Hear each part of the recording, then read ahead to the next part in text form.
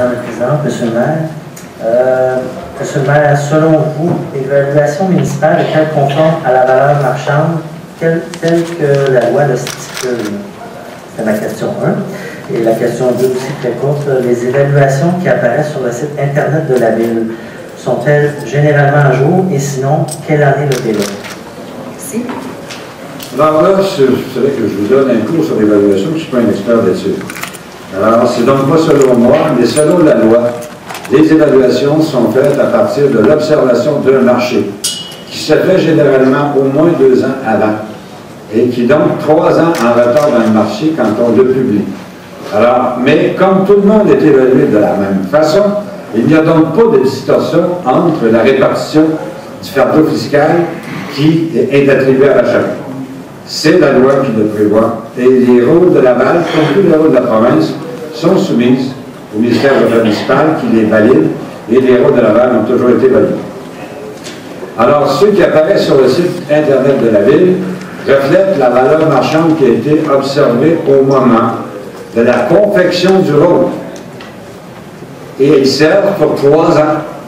Et nous prenons généralement que le tiers, nous étalons sur 3 ans la croissance du rôle. Alors, si vous êtes à la dernière année du rôle, théoriquement, vous êtes à une évaluation qui peut remonter aussi loin que 5 ans en arrière. Merci. Monsieur Denis Dussault. Et ceci, Madame la Présidente, n'a pas un effet néfaste puisque tout le monde sur le territoire est évalué avec les mêmes critères. Oui, Monsieur Dussault. Bonsoir, Madame la Présidente. Monsieur le maire, qui sont les personnes autorisées pour représenter la Ville lors de la négociation pour que la vente des terrains autrement que par enchère ou soumission publique? Votre deuxième question.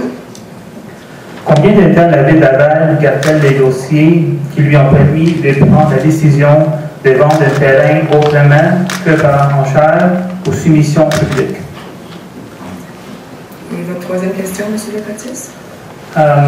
En 2011, juste avant les fêtes, les inspecteurs de la Ville de Laval ils sont allés au codicé pour inspecter les codicés pour produire un rapport.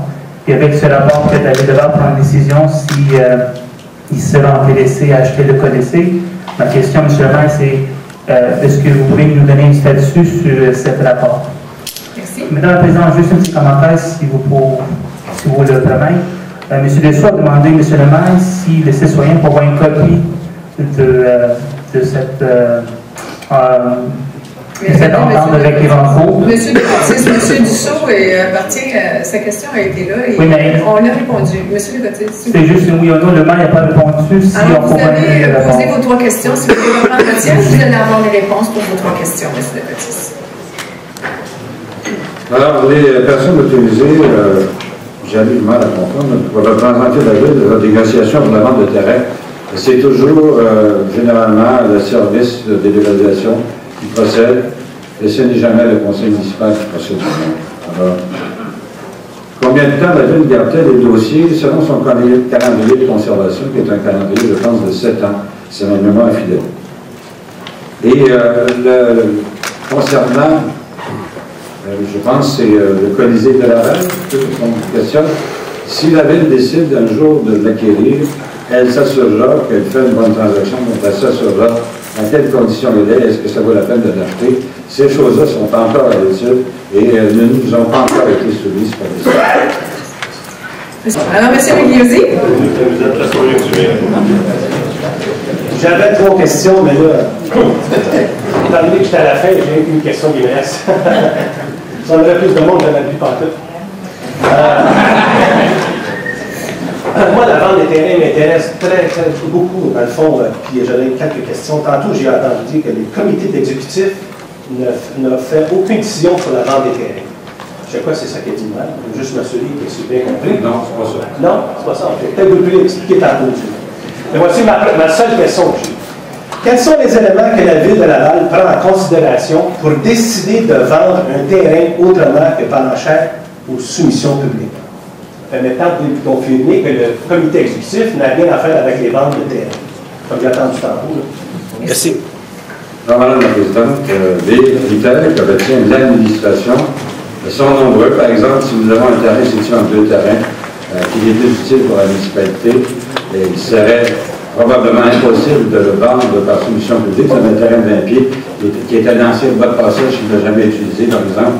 À ce moment-là, il n'y aurait pas personne qui va vouloir l'acquérir, donc on procède de gré à gré. La loi permet de vendre de gré à gré dans certaines conditions. Elle nous le permet tout le temps. Nous vendons par achat public quand c'est le bon moment, mais souvent c'est à l'intérieur d'un projet et l'acheteur le plus intéressant, c'est généralement le voisin.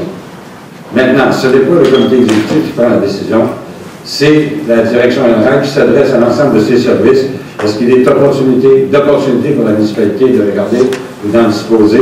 Et sur rapport des différents services, fixant également la valeur, à ce moment-là, le comité exécutif prend la décision de recommander au conseil de le vendre. Et c'est toujours le conseil qui est l'instance pour en disposer.